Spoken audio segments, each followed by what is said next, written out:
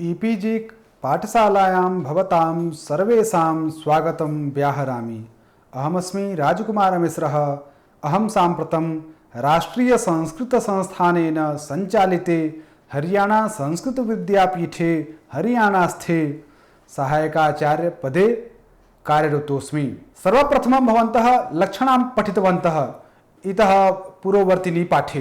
तत्र मम्मटः लक्षणायाः षड्भेदान् करोति। सर्वप्रथमं मम्मटः उपादानलक्षणा लक्षणलक्षणा इति भेदेन लक्षणाद्वयं निरूपयति। तदनन्तरं गौणीसारूपालक्षणा, गौणीसाध्यवसानलक्षणा, शुद्धासारूपालक्षणा, शुद्धासाध्यवसाना चेति सर्वान् आहत्य तावत् षड्विधा लक्षणा सम्पद्यते। तर्हि मम्मटः लक्षणायाः षड्विधात्वं प्रतिपाद्य तावत् अग्रतनं विषयं प्रपञ्चयति, यस्य विषयस्य अवगमनं भवन्तः प्रस्तूयमानेन अनेन पाठेन करिष्यन्ति। यथा भवन्तः पठितवन्तः यत् प्रयोजनं व्यञ्जनाव्यापारेण निर्गच्छति।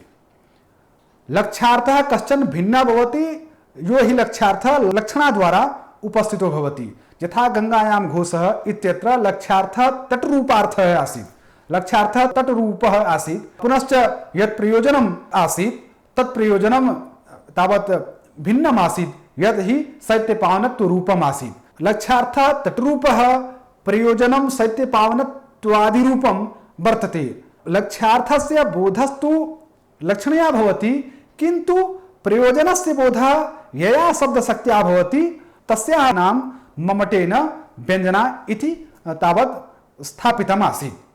केचन आचार्याः ये ध्वनिविरोधिनो वर्तन्ते ते आचार्याः प्रयोजनम् अपि लक्षणया एव बोध्यते इति स्वमतं प्रकटयन्ति।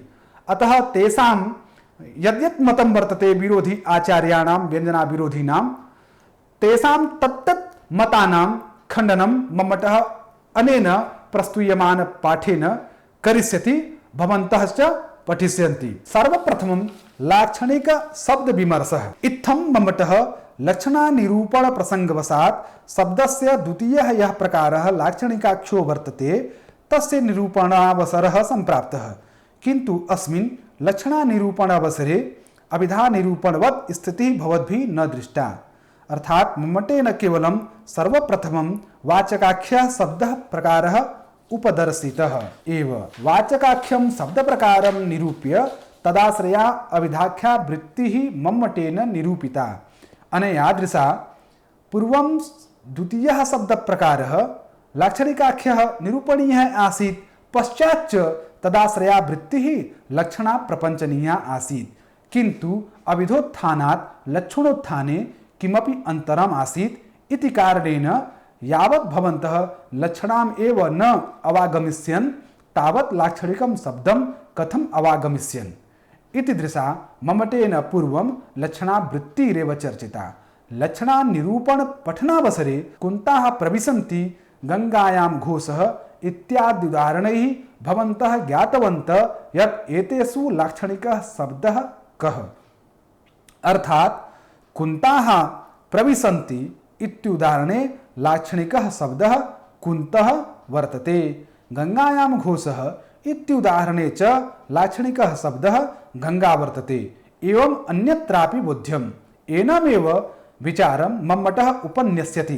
तद्भुर्लाक्षणिकः शब्दः इति सम्बध्यते तद्भुस्तदाश्रयः।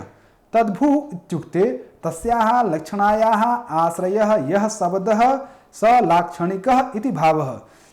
यथा गङ्गायां घोषः इत्यत्र गङ्गाशब्दः सामीप्यसम्बन्धात् स्वार्थं परित्यज्य परार्थं तटरूपार्थं समर्पयति, अतोऽत्र गङ्गाशब्दः लाक्षणिकः। यदि गङ्गा स्वमुख्यार्थं जलप्रवाहरूपं व्यनक्ति तर्हि स तदंशे वाचकः शब्दः भवति। अस्यां शब्दव्यवस्थायां भवन्तः बहुपूर्वमेव पठितवन्तः आसन् यत् शब्दः केवलं वाचकः, अयं शब्दः केवलं लाक्षणिकः, अयं शब्दः केवलं व्यञ्जकः वर्तते इति कश्चन नियमो नास्ति। अयं शब्दप्रकारः केवलं शब्दस्य उपाधेः वर्तते, उपाधि भेदेन यह कोपि शब्दो वाचको लाक्षणिको व्यंजको वा भवितुम अर्हति। यथा गंगाम अहम नमामि इत्येतादृश वाक्य प्रयोगे गंगा शब्दः लाक्षणिको नास्ति, वाचकः एव स्वस्यैव अर्थस्य प्रसंगात्। किंतु गंगायां घोषः एतादृश वाक्य विन्यासे स एव गंगा शब्दः लाक्षणिको जातः। एवमेव अन्यत्रापि बुद्ध्यम्। इत्थं वाचक लाक्षणिकौ शब्दौ लक्षयित्वा व्यंजनामुखेन व्यंजकं शब्दं लक्षयितुं मम्मटः व्यंजना स्वरूपम् आह। तत्र व्यापारो व्यंजनात्मकः। तत्र अर्थात् पावनत्वादि प्रयोजने विषये व्यापारः शब्दस्य वृत्तिः व्यंजनात्मकः व्यंजना स्वरूपा भवति। अथ व्यंजना शब्द लक्षणाय व्यंजना निरूपणीया, सा च व्यंजना द्विधा शब्दनिष्ठा अर्थनिष्ठा च। तत्रान्त्या शब्द लक्षणे अनुपयुक्तत्वात् तृतीयोल्लासे विवेचनीया वर्तते। आद्या अर्थात शब्दमूला व्यंजना द्विधा अविधामूला लक्षणामूला चेति। तत्र यद्यपि अविधायाः प्राथम्यात् उपजीव्यत्वाच्च तन्मूला प्रथमं निरूपयितुम् एव उचिता, तथापि सुप्रसिद्धत्वात् लक्षणायाः प्रकृतत्वाच्च लक्षणामूलां व्यंजनामेव मम्मटः प्राथम्येन निरूपयति। तत्र लाक्षणिके शब्दे व्यापारो व्यंग्य प्रकाशनानुकूलः व्यंजनात्मकः एव। इत्थं प्रयोजनावबोधः व्यंजना व्यापारेणैव भवति, नान्येन केनापि प्रकारेण। तर्हि किं प्रमाणं? यदि किमपि स्यात् तर्हि तद्देयं नहि प्रतिज्ञामात्रेण अर्थसिद्धि, अर्थात् केवलं कथनमात्रेण प्रयोजनं व्यंजना व्यापार गम्यमेव भवति, तत्त्वसिद्धि न संभवति इति कारणात् मम्मटः ब्रूते।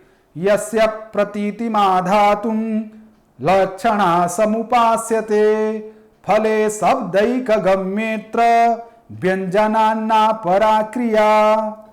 अर्थात यस्य शैत्य पावनत्व रूप फलस्य प्रतीतिम अनुभव रूपाम आधातुं जनयितुं लक्षणा लाक्षणिकः शब्दः समुपास्यते आश्रियते सत्यपि वाचक भेदे तम विहाय आद्रियते शब्दैक गम्ये लाक्षणिक शब्द मात्र गम्ये न तु अनुमानादि गम्ये। अत्र तस्मिन् फले शैत्य पावनत्वादि प्रयोजन विषये व्यंजनात् व्यंजनं विहाय व्यंजनामिना अपरा क्रिया अन्यो व्यापारो न भवति, किन्तु व्यंजनात्मक एव व्यापार इति भावः।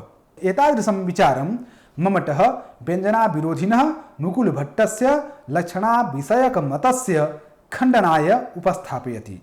मुकुलभट्टः लक्षणां समर्थयति, किन्तु लक्षणायाः रूढि प्रयोजनं च हेतुस्तः रूढे प्रयोजनाद् वापि व्यवहारे विलोक्यते। ध्वनिवादी आचार्यः गंगायां घोष इत्युदाहरणस्थले यत् शैत्य पावनत्वादि धर्म रूप प्रयोजनं व्यंजनया वृत्त्या उरीकरोति तदेव प्रयोजनं लक्षणा वृत्त्या स्वीकरोति मुकुलभट्टः। यदि लक्षणा वृत्त्यैव प्रयोजन प्रतीतिः जायेत तर्हि सा प्रयोजन प्रतीति द्विप्रकारिका भवितुम् अर्हति। तत्र प्रथमः प्रकार यत् शैत्य पावनत्वादि रूप प्रयोजनमेव लक्षणायाः लक्ष्यार्थः। द्वितीयश्च प्रकारः यदि प्रयोजनं लक्ष्यार्थ भिन्नम् अस्ति तर्हि प्रयोजन विशिष्ट तटादि उपस्थितिः लक्षणया भवेत्। किन्तु मुकुलभट्टाय कतरः पक्षः रोचते इति सः स्वग्रन्थे किमपि न व्याकरोत्। तथापि मुकुलभट्टः किञ्चिन् मात्रं संकेतयति।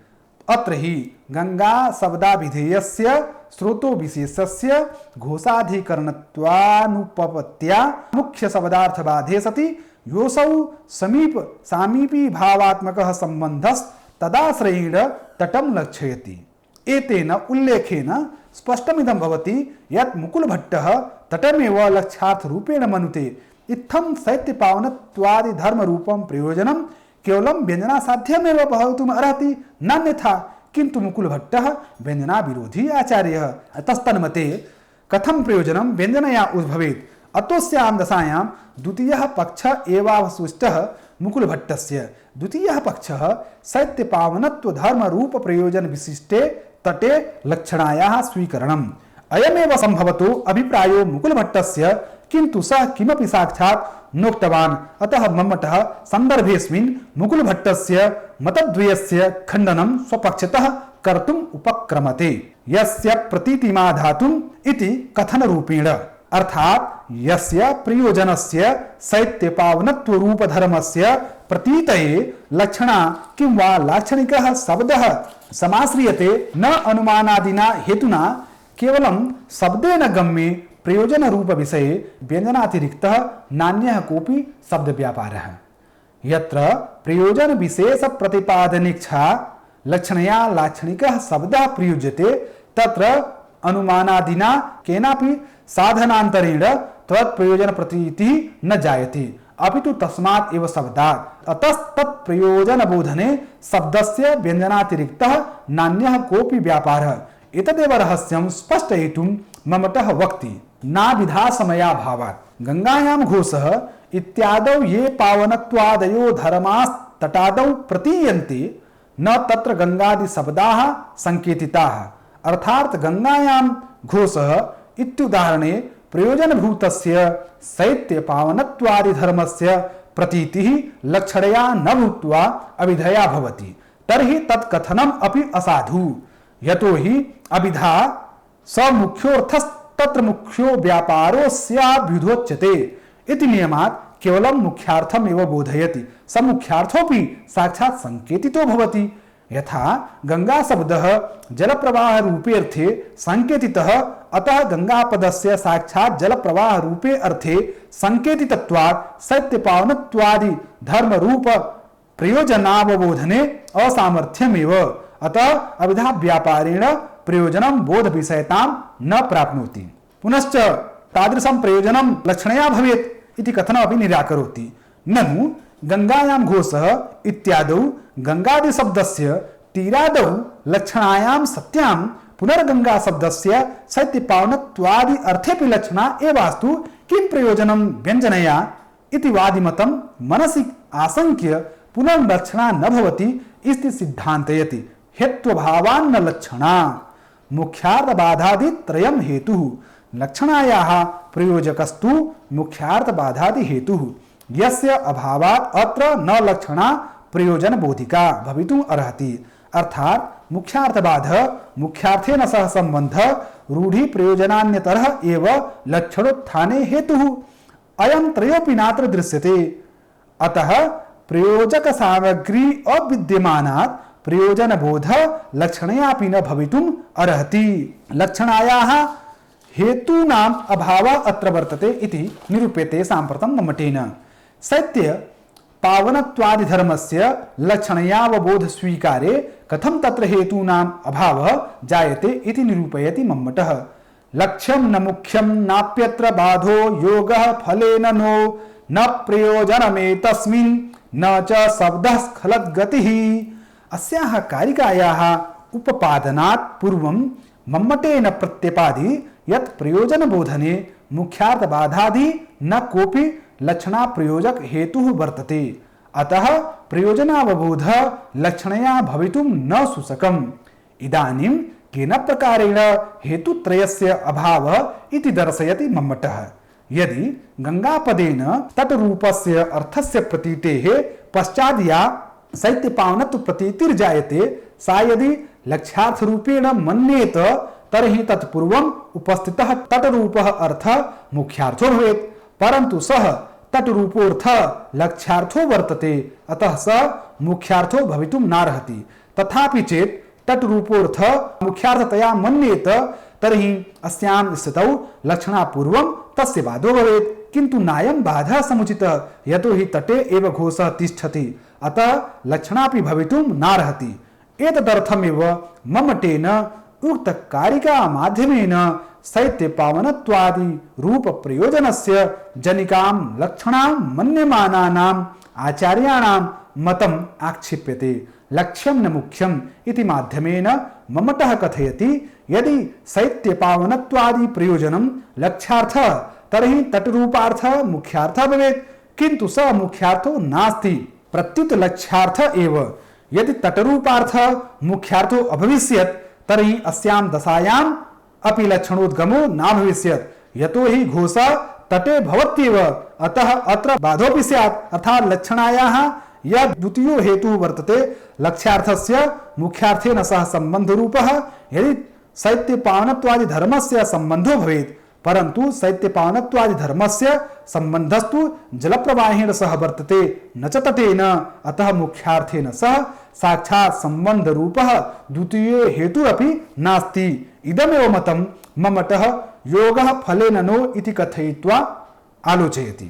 इत्थं लक्षणायाः हेतुद्वयं खण्डयित्वा साम्प्रतं तृतीयं हेतुमपि निराकरोति ममतः न प्रयोजनम् एतस्मिन् इति कथयित्वा। अर्थात् लक्षणायाः तृतीयः प्रयोजके हेतु रूढि अथवा प्रयोजन भवेत्। अतः शैत्यपावनत्वादि रूपधर्मस्य लक्ष्यार्थ स्वीकारे लक्षणायाः तृतीय हेतुः रूढि प्रयोजनं वा कोऽपि स्यात्। किन्तु यदि प्रतिवादि मते शैत्यपावनत्वादि रूपं प्रयोजनमेव लक्ष्यार्थः तर्हि तस्याः एवं भूतायाः लक्षणायाः प्रयोजनं किं स्यात्? यतो हि प्रयोजनं विना लक्षणैव न सम्पद्यते। इत्थम् इतः पर्यन्तं ममतः स्वकारिकायाः लक्ष्यं न मुख्यं नाप्यत्र बाधो योगः फलेन न प्रयोजनमेतस्मिन् इति भागं यावत् शैत्यपावनत्वादि धर्मस्य लक्ष्यार्थ स्वीकारे दोषं दर्शितवान्। अर्थात् प्रतिवादि मते तटरूपः लक्ष्यार्थः वस्तुतो मुख्यार्थो नास्ति। अर्थात यदि शैत्यपावनत्वादि धर्मः लक्ष्यार्थः स्यात् तर्हि तटरूपार्थः मुख्यार्थो भवेत्। किन्तु तादृशी स्थिति अत्र नास्ति। अत्र लक्ष्ये तीरादौ बाधः घोषाधिकरणत्व असंभव रूपो बाधोऽपि न। एतेन प्रथमो हेतुः निरस्तः। पुनश्च फलेन प्रयोजनेन पावनत्वादिना योगः तीरस्य साक्षात् संबंधो न फलस्य प्रवाह समवेतत्वात् इत्यर्थः। अर्थात संबंध एव लक्षणा प्रयोजकम इति भावः। अनेन द्वितीयो हेतुर्निरस्तः। पुनश्च शैत्यपावनत्वादि रूप प्रयोजनस्यैव लक्ष्यार्थ स्वीकारे किं पुनः प्रयोजनम् अवशिष्यते येन लक्षणोत्थानं स्यात्। अतोऽत्र प्रयोजनमपि नास्ति। प्रयोजनस्य लक्ष्यार्थ स्वीकारात् अनेन तृतीयो हेतुर्निरस्तः। इदानीं कारिकायां न च शब्दः स्खलद्गतिः इत्यंशस्य व्याख्यानं क्रियते। अस्य अंशस्य भावोऽयं यत् यदि प्रयोजनं लक्ष्यार्थतया मन्येत तर्हि एतद्दशायां शब्दः स्खलद्गतिः स्यात्। अर्थात् मुख्यार्थ बाधानन्तरमेव तस्य अर्थस्य बोधनं स्यात्। मुख्यार्थ बाधादि रूपं लक्षणा प्रयोजक हेतुं विना तस्मात् शब्दात् अर्थ प्रतीतिः न संभवा। तदा सोऽर्थ लक्ष्यार्थ रूपः कथयितुं शक्यते। यथा गंगा शब्दः तट प्रतिपादने असमर्थः अतः सः तट रूपार्थ बोधन विषये स्खलद्गतिरस्ति। अतः गंगा शब्दः तट रूपार्थं लक्षणया शक्तिया बोधयति। परंतु शैत्यपावनत्वादि प्रयोजन विषये गंगादि लाक्षणिक शब्दः स्खलद्गतिर् न भवति। अर्थात मुख्यार्थ बाधादि सत्वादेव गंगादि लाक्षणिकः शब्दः शैत्यादिकं न बोधयति अपितु मुख्यार्थ बाधादि योगेन स तट रूपार्थं बोधयति। किंच शैत्यपावनत्वादि धर्मं च गंगा शब्दः बिना लक्षणयैव बोधयति। अतः गंगा शब्दः मुख्यार्थ बाधादि विनापि तस्य शैत्यपावनत्वादि प्रयोजनस्य प्रतिपादने असमर्थ न प्रत्युत समर्थ एव। अतः सः शैत्यपावनत्व आदि प्रयोजन विषये स्खलद्गतिर्नास्ति। अतः शैत्यपावनत्वादि प्रयोजन बोध लक्षणया न भवितुम् अर्हति। एतदर्थं व्यञ्जना व्यापारात् ऋते नान्यः उपायः। अयमेव अभिप्रायः तत्कारिकांशस्य। मम्मटः स्वकारिकायाः व्याख्याम् इत्थं करोति वृत्तिमाध्यमेन। गंगा शब्दः स्रोतस्य सबाध इति तटं लक्ष्यति। तद्वत् यदि तटेपि स बाधः स्यात् तत् प्रयोजनं लक्षयेत्। न च तटं मुख्योऽर्थः नाप्यत्र बाधः न च गंगा शब्दार्थस्य तटस्य पावनत्वादेः लक्षणीयैः सम्बन्धः नापि प्रयोजने लक्ष्ये किंचित् प्रयोजनं नापि गंगा शब्दस्तटमिव प्रयोजनं प्रतिपादयितुम् असमर्थः। इत्थं प्रयोजनं लक्ष्यार्थो भवितुं नार्हति इति मम्मटेन साधितं। तथापि व्यञ्जना विरोधिनः प्रयोजनं लक्ष्यार्थतया निरूपयेयुः।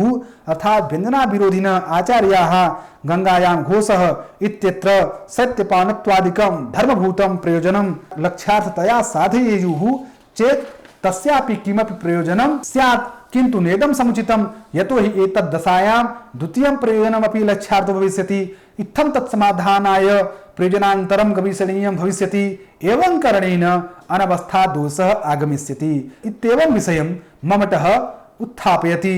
एवमप्यनवस्था स्यात् या मूलक्षयकारिणी एवं प्रयोजनं चेल्लक्ष्यते तत्प्रयोजनान्तरेण तदपि प्रयोजनान्तरेण इति प्रकृता प्रतीतिकृत अनवस्था भवेत्। अर्थात यदि प्रयोजनं लक्ष्यार्थ एव तर्हि प्रयोजनान्तरं किमपि स्यात् यतो हि लक्षणा तु बिना प्रयोजनं भवितुमेव नार्हति। यदि नाम प्रतिवादिना भूयोपि प्रयोजनं कल्प्येत तर्हि मध्या तदपि प्रयोजनं लक्ष्यार्थ एव। इत्थं लक्षणा सिद्धये प्रयोजनानन्तरं कल्पनीयमेव तद्विना नहि लक्षणायाः सिद्धिः। पुनश्च एवं करणेन अनवस्था आगमिष्यति। अनवस्थानां दोषविशेषः मूलक्षतिकरीं प्राहुः अनवस्थां च दूषणम्। अतः लक्षणा सिद्धये यदि प्रयोजनम् अनिवार्यम् एव अन्ततः तर्हि कथमयं द्राविड प्राणायामः अन्ते वृद्धा विवाहश्चेत् आदौ एव कुतो नहि इति नियमात् अन्ततः प्रयोजनं स्वीकरणीयमेव। लक्षणायाः सिद्धये चेत् आदौ एव कथं न स्वीक्रियते। सत्यपावनत्वधर्मः लक्षणायाम् आदौ एव प्रयोजनतया स्वीकर्तव्यम्। इत्थम् अनवस्था दोषात् परिहारोऽपि भविष्यति। इदानीं मम्मटः प्रयोजन विशिष्टे तटे लक्षणायाः अस्वीकारः इति सन्दर्भमपि उपस्थापयति। इत्थं पर्यन्तं काव्यप्रकाशकारो मम्मटाचार्यः व्यञ्जनाविरोधिनः मुकुलभट्टस्य प्रथमं मतं खण्डितवान्। अर्थात मुकुलभट्टः गंगायां घोष इत्युदाहरणे सत्यपावनत्वरूप प्रयोजनं लक्षणायामेव अन्तर्भावयति। किन्तु कथमिदं प्रयोजनं लक्षणायाम् अन्तर्भावयति मुकुलभट्टः एतदर्थं किमपि रूपं न प्रदर्शितम् आसीत्। तत्र प्रथमः पक्षः सत्यपावनत्वरूप प्रयोजनं लक्ष्यार्थः भवेत्, अपरश्च पक्षः प्रयोजन विशिष्टे तटे लक्षणा स्यात्। एतयोः संभावित पक्षयोः प्रथम पक्षस्य खण्डनं मम्मटः कृत्वा इदानीं द्वितीयं पक्षमपि खण्डयितुम् उपक्रमते। ननु पावनत्वादि धर्मयुक्तमेव तटं लक्ष्यते गंगायास्तटे घोष इत्यतोऽधिकस्य अर्थस्य प्रतीतिश्च प्रयोजनम् इति विशिष्टे लक्षणा तत्किं व्यञ्जनया अयं हि पूर्वपक्षः आसीत्। पावनत्वादि धर्मेण युक्तमेव तटं लक्षणया उपस्थितं भवति तर्हि का हानि गंगायास्तटे घोषः इत्यतोऽधिकं पावनत्वादि विशिष्टं तटम् इति प्रतीतिः लक्षणैव जायताम्। अर्थात् यदि पावनत्वादि विशिष्टे तटे लक्षणा भवितुम् अर्हति तर्हि को लाभः पृथक् रूपेण व्यञ्जना स्वीकारेण। अर्थात् विशिष्टे लक्षणा स्वीकारात् एव कार्यं भवितुम् अर्हति तर्हि व्यञ्जनावृत्तेः आवश्यकता नास्ति। अयं हि द्वितीय पक्षस्य अनुवादः। इदानीं प्रतिवादिमतमिदं मम्मटः खण्डयन् आह प्रयोजनेन सहितं लक्षणीयं न युज्यते। अयं हि उत्तरपक्षः पूर्वपक्ष खण्डनाय मम्मटेन प्रदर्शितः वर्तते। प्रयोजनेन सत्यपावनत्व धर्म रूपेण लक्षणीयं लक्षणाजन्य ज्ञान विषयः तटं न युज्यते न उचितम् इत्यर्थः। कथं प्रयोजनेन सहितं तटं नोचितम् इति प्रश्ने मम्मटः ब्रूते। ज्ञानस्य विषयो ह्यन्यः फलं मन्यदुदाहृतम्। अर्थात् प्रत्यक्षादेर नीलादि विषयः फलं तु प्रकटता संवित्तिर्वा। गंगायां घोषः इत्युदाहरणे ज्ञानस्य विषयः तटं वर्तते तथा तस्य ज्ञान विषयस्य तटभूतस्य फलम् अन्यदेव सत्यपावनत्व रूपम् अस्ति। ज्ञानस्य विषयः पृथक् ज्ञानस्य फलं च पृथक् एव भवतः इति रहस्यं ज्ञातुं मम्मटः नैयायिकमतं मीमांसकमतं च प्रकटयति। प्रकटता संवित्तिर्वा इति कथयित्वा एतयोः मतयोः प्रकटता नामकः यः सिद्धान्तो वर्तते सः नैयायिकानां सिद्धान्तः वर्तते। नैयायिकाः प्रकटता सिद्धान्तम् अनुव्यवसाय नाम्ना आख्यापयन्ति। पुनश्च संवृत्ति नामकः यः सिद्धान्तः सः मीमांसकानां सिद्धान्तो वर्तते। मीमांसकाः प्रायः संवृत्ति स्थाने ज्ञातता इति नाम समाख्यापयन्ति। अनुव्यवसाय सिद्धान्तः न्याय सिद्धान्तानुसारं सर्वप्रथमं विषयात् ज्ञानम् उत्पद्यते। घटनीलादेः विषयस्य ग्रहणं प्रत्यक्षादि प्रमाणेन जायते। किन्तु ज्ञानस्य ज्ञानं कथं भवति इति समाधातुं नैयायिकाः अनुव्यवसायं कल्पयन्ति। अनुव्यवसायस्य अर्थः ज्ञानस्य ज्ञानम् इत्यस्ति। प्रथमम् अयं घटः इत्याकारकं ज्ञानं जायते, पश्चात् घटज्ञानवानहम् उताहो घटमहं जानामि इति रूपेण ज्ञानं भवति। एतयोः अयं घटः इत्याकारकं यत् प्रथमं ज्ञानं वर्तते तद् व्यवसायात्मकं ज्ञानं कथ्यते नैयायिकैः। एवञ्च पश्चात् उत्पन्नं घटज्ञानवानहं किं वा घटमहं जानामि इत्येतादृशं यद् द्वितीयं ज्ञानं वर्तते तत् अनुव्यवसायात्मकं कथ्यते। अयं घटः इति प्रथमे ज्ञाने ज्ञानस्य विषयः घटः अस्ति, तथा च घटमहं जानामि अथवा घटज्ञानवानहम् इति रूपस्य द्वितीयस्य ज्ञानस्य विषयः घटज्ञानं वर्तते। यथा प्रथमं व्यवसायात्मकं ज्ञानं स्वविषयात् घटात् उत्पद्यते, तथैव द्वितीयं ज्ञानं स्वविषयात् व्यवसायात्मक घटज्ञानात् उत्पद्यते। अत इदं ज्ञानम् अनुव्यवसायात्मकत्वेन रूपेण प्रथते। इदम् अनुव्यवसायात्मकं ज्ञानं घटज्ञानस्य फलम्, अर्थात् घटज्ञानस्य विषयात् घटात् घटज्ञानस्य फलम् अनुव्यवसायात्मकं सर्वथा भिन्नमेव, अतएव विषयः फलं च सर्वथा पृथक् पृथक् एव। एतद्द्वयमपि समकालम् एव नोत्पद्यते इति सिद्धान्तानुसारेण गंगायां घोष इत्युदाहरणे ज्ञानस्य विषयः तटम्, अन्य एव तटरूप विषयात् पश्चात् उत्पन्नं फलं शैत्यपानत्व रूपं सर्वथा पृथक् एव, पृथक् पृथक् कालोपस्थितत्वात्। इत्थं भवन्तः प्रस्तुतेन अनेन पाठेन लक्षणा विषयकं मतं पठितवन्तः। सर्वप्रथमं तावत् लक्षणा षड्विधा भवति। उपादान लक्षणा, लक्षण लक्षणा, गौणी सारोपा, गौणी साध्यवसाना, शुद्धा सारोपा, शुद्धा साध्यवसाना चेति भेदात्। तत्र गौणी लक्षणायां तावत् सादृश्यं भवति, पुनश्च शुद्धा लक्षणायां तावत् सादृश्येतर संबन्धः भवति। तावत् द्वयोः शुद्धा गौणी लक्षणयोः भेदकः धर्मः यः वर्तते सः भेदकः धर्मः तावत् सादृश्यं वर्तते। अर्थात् गौणी लक्षणायां तावत् सादृश्यं भवति, पुनश्च शुद्धा लक्षणायां सादृश्यं न भवति। उपचारेण अमिश्रितत्वात् एव तावत् शुद्धा लक्षणा प्रवर्तते। तदनु भवन्तः लक्षणा ज्ञानाय विविधानि उदाहरणानि च पठितवन्तः। गंगायां घोषः इति यत् उदाहरणं वर्तते तत्र लक्ष्यार्थः वर्तते तटं, पुनश्च शैत्यपावनत्वादि रूप धर्मः यः वर्तते स हि व्यङ्ग्यार्थः वर्तते।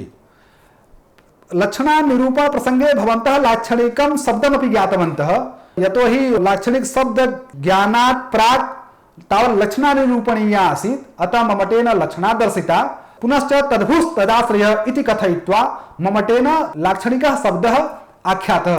अर्थात् जेन शब्देन तावत् लक्ष्यार्थः निर्गच्छति लक्षणावृत्त्या सः शब्दः वस्तुतः लाक्षणिकः शब्दः कथ्यते। यथा कुन्ता प्रवेशन्ति इत्युदाहरणे कुन्तः लाक्षणिकं पदम् आसीत्, पुनश्च गंगायां घोष इत्यत्र गंगा यत् पदं वर्तते तत् लाक्षणिकं पदं वर्तते। अत्र यत् प्रयोजनं वर्तते शैत्यपावनत्व रूपं, तत् प्रयोजनं तु मम्मटेन प्रतिपादितम् एव। यद् व्यञ्जनाद्वारेण प्रयोजनस्य तस्य बोधो भवति, किन्तु केचन मीमांसकाः ये ध्वनि विरोधिनः वर्तन्ते ते तस्य प्रयोजनस्य अंतर्भावं लक्षणायामेव कुर्वन्ति। तत्र मुकुलभट्टः अत्यन्तं प्रथितो मीमांसकः वर्तते, सः तावत् प्रयोजनस्य अंतर्भावं लक्षणायामेव करोति, किन्तु लक्षणायां प्रयोजनस्य अंतर्भावः कथं भवति इति निर्णयं सः न करोति। अतः मम्मटः स्वपक्षतः एव येन कारणेन तावत् प्रयोजनस्य अंतर्भावः लक्षणायां भवितुम् अर्हेत तादृशं पक्षद्वयं मम्मटः स्वपक्षतः एव कल्पयति। तत्र प्रथमः तावत् हेतुः वर्तते लक्षणा प्रयोजनस्य लक्षणायाम् अंतर्भावस्य, यत् तावत् तट्रूपार्थः यः वर्तते सः मुख्यार्थः स्यात्। अर्थात् गंगायां घोष इत्यत्र तट्रूपार्थः यः वर्तते स एव मुख्यार्थः स्यात्। तद्दशायां लक्ष्यार्थः तावत् शैत्यपावनत्व रूपः भवितुमर्हति इति प्रथमः पक्षः।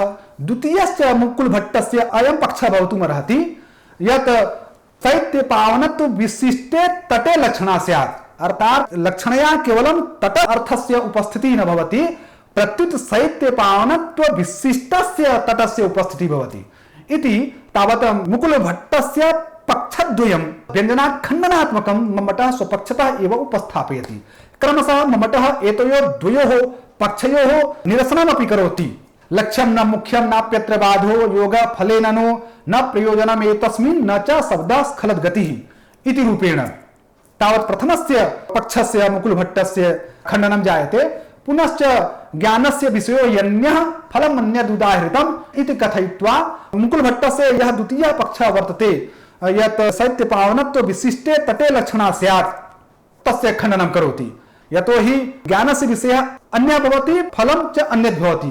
एतदर्थं तावत् आचार्य मम्मटः एकं सिद्धान्तम् उपस्थापयति, अनुव्यवसायात्मकं सिद्धान्तम्। अनुव्यवसायः नाम ज्ञानस्य ज्ञानम्, अर्थात् यथा अयं घटः इति उच्यते तर्हि अत्र ज्ञानस्य विषयः घटः भवति, अयं घटः इति रूपेण। एतस्य ज्ञानस्य अनन्तरं घटज्ञानवानहम् अथवा घटमहं जानामि इत्याकारकमपि ज्ञानम् उत्पद्यते। इदं च द्वितीयं ज्ञानं तस्मात् पूर्वतनात् घटज्ञानविषयात् आगच्छति, अर्थात् ज्ञातव्यः आसीत् अत्र घटः, किन्तु तस्य ज्ञातव्यस्य घटस्य ज्ञानानन्तरं घटमहं जानामि अथवा घटज्ञानवानहम् इत्याकारक प्रतीतिरपि जायते। एतत् सर्वं भिन्नं भिन्नं ज्ञानस्य विषयः घटमात्रं वर्तते, पुनश्च तस्य फलं घटमहं जानामि अथवा घटज्ञानवानहम् इति वर्तते। तथैव विषयद्वयं पृथक् पृथक् अनुव्यवसाय सिद्धान्ते तावत् स्वीकृतं वर्तते। तथैव मम्मटोऽपि तया एव धिया स्वमतं प्रकटयति व्यञ्जनोत्थापने। मम्मटः कथयति गङ्गायां घोषः इत्यत्र ज्ञानस्य विषयः तटः वर्तते, पुनश्च तस्य तटरूपस्य ज्ञान विषयस्य अनन्तरं तावत् शैत्यपावनत्व रूपमपि ज्ञानम् उत्पद्यते। इदं हि ज्ञानं तावत् पूर्वतनात् तटरूपात् अर्थात् निर्गतं वर्तते, अतः इदं फलम् अस्ति। तर्हि एतयोः द्वयोर्मध्ये तावत् भेदः भवति, ज्ञानस्य विषयः पृथक् भवति, ज्ञानस्य च फलं पृथक् भवति इति रूपेण आचार्य मम्मटः व्यञ्जनायाः अन्तर्भावः अभिधयापि भवितुं न अर्हति। अभिधया शैत्यपावनत्वस्य रूपस्य प्रतीतिः भवितुं न अर्हति। कथं प्रतीतिः भवितुं न अर्हति? एतदर्थं मम्मटः वक्ति नाभिधा समयाभावात्, अर्थात् तत्र संकेतग्रहाभावः वर्तते, अर्थात् शैत्यपावनत्व रूपे अर्थे अथवा तटरूपे अर्थे तावत् गंगा शब्दः संकेतितः नास्ति, अर्थात् गंगा शब्दस्य यः साक्षात् अर्थः वर्तते स तु जलप्रवाह रूप अर्थः वर्तते, शैत्यपावनत्व रूप अर्थस्तु साक्षात् संकेतितः नास्ति, अतः अत्र तावत् अभिधापि नास्ति। अर्थात् शैत्यपावनत्व रूप अर्थस्य व्यञ्जनाद्वारा निर्गतस्य अर्थस्य अभिधायाम् अन्तर्भावः क्रियते, तर्हि तत्र संकेतग्रहाभावः वर्तते। अतः संकेतस्य अजातत्वात् अत्र तावत् अभिधायाम् अन्तर्भावः एतस्य अर्थस्य भवितुं न अर्हति। पुनश्च लक्षणापि अत्र नास्ति, तदर्थं मम्मटेन तावत् पूर्वमेव प्रत्यपादि न च शब्दः स्खलद्गति कारिकारूपेण लक्ष्यं न मुख्यं नाप्यत्र बाधो योग फलेन न प्रयोजनम् एतस्मिन् न च शब्दः स्खलद्गति इति रूपेण। अतः लक्षणयापि तावत् शैत्यपावनत्व रूप अर्थस्य प्रतीतिः भवितुं न अर्हति। तथापि इयं प्रतीतिः जायते तर्हि व्यञ्जना व्यापारादृते नान्यः पन्था वर्तते। अतः मम्मटः साम्प्रतं स्वप्रतिवादिनः मुकुलभट्टस्य पक्षद्वयस्य खण्डनं यथामति करोति। तत्र अभिधायापि शैत्यपावनत्वस्य अन्तर्भावः भवितुं न अर्हति, लक्षणयापि तावत् शैत्यपावनत्व रूपधर्मस्य अर्थस्य तावत् अन्तर्भावः भवितुं न अर्हति, अपितु शैत्यपावनत्वस्य प्रतीतिः व्यञ्जना एव भवति। भवन्तः तावत् प्रस्तुते अस्मिन् पाठे इमान् एव विषयान् पठितवन्तः। नमस्कारः।